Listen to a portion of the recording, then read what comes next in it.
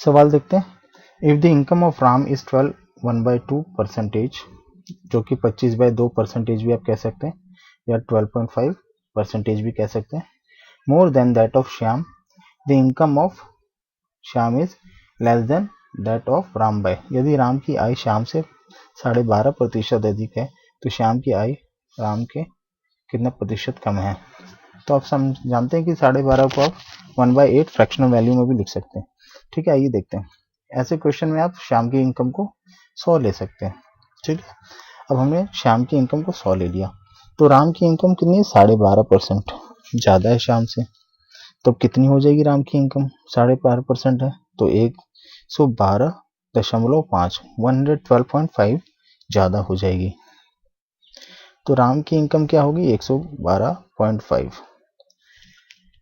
तो हमसे क्वेश्चन में क्या पूछ रहा है, the income of Shyam is less than that of Ram. ठीक है, श्याम की इनकम राम की इनकम से कितनी कम है। तो अभी हमने क्या माना है, श्याम की इनकम 100 है और राम की इनकम 112 है, तो 12.5 रुपये कम है ना, 12.5 कम है। तो किससे कम है, श्याम की इनकम से, राम की इनकम से 12.5। तो आप इसको आगे देखिए, 12.5 अपॉन 112.5 इक्वल टू 1/9। ठीक है, 1/9 को आपको परसेंटेज में कन्वर्ट करना है तो इंटू 100, या तो आप क्वेश्चन में ही लिख सकते हैं 12.5 अपॉन 112.5 इंटू 100 इक्वल टू 3311 1/9%। आपका आंसर वहां से डायरेक्ट आ जाएगा, या तो आप फ्रैक्शन निकाल लीजिए, फ्रैक्शन से आप उसको कन्वर्ट कर लीजिए। कन्वर्ट करना इजी है, इंटू 100 करना होता है किसी फ्रैक्शन को परसेंटेज में कन्वर्ट करने के लिए। ये तो हो गया एक तरीका। आइए दूसरा तरीका देखें। दूसरे तरीके में राम श्याम से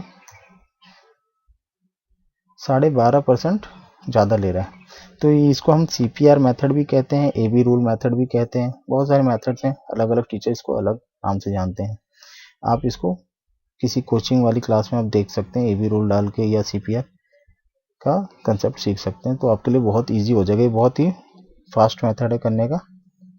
तो 12.5% प्लस 1/8 है, तो राम की इनकम कितनी कम होगी।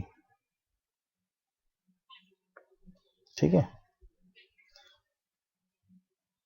12.5% ज़्यादा है राम की, तो उसकी कम करने के लिए आपको प्लस 1/8 है।